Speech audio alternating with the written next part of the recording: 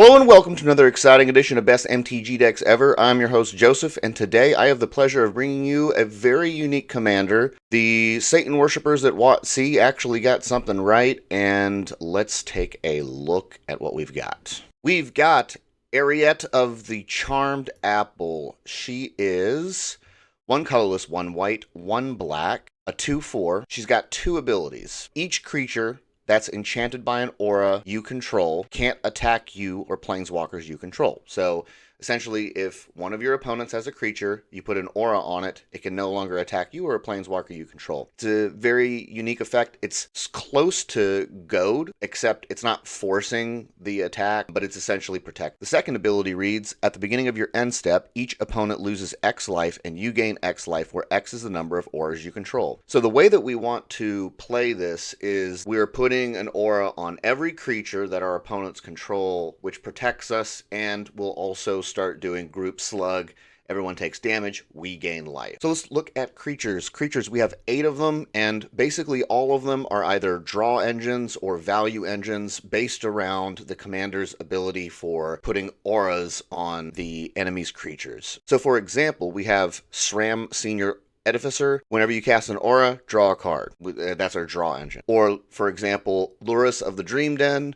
We can cast auras from our graveyard that cost 2 or less. For sorceries, we basically have tutors, draw, and recursion. An example of a tutor is Demonic Tutor. Everyone knows it, everyone loves it. We've got Sign in Blood for card draw. And for recursion, we've got Replenish and Retether. At some point in the game, let's say we've got 7 auras out on various creatures that our opponents control. When the board reaches a state and it matures enough that there's enough stuff out there, someone's probably going to board wipe.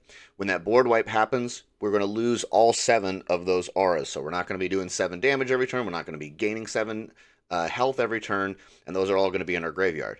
But with something like Retether, we cast that, and then all 7 will come back out into the battlefield. Up next, our instance, where we basically have tutors and protection. An example of protection is Blacksmith's Skill. Target permanent gains hexproof and indestructible until end of turn. We would use this to protect Eriette. Protecting Eriette's really important with this deck, because if she leaves the battlefield, you're not group slugging people, and people can start attacking you with creatures that you've put auras on. We do have Swords to Plowshares. It's just pretty much auto-include in every single white deck.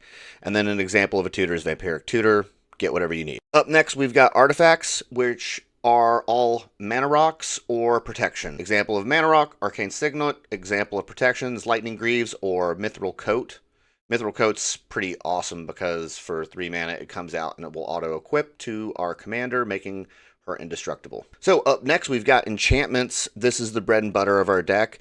We've got a lot of interesting things. Some of them are protection, like Kaya's Ghost Form. We use it to protect our commander, keep her on the board so we can keep doing things. Some things like Flickering Ward would allow us to take advantage of draw engines, where you can pay 1 white to return it to your hand, pay 1 white to recast it, and if you've got Mesa Enchantress on the board, essentially, for every 2 white mana that you spend, you get a free card draw. Another interesting aura that we have is Nurgle's Rot.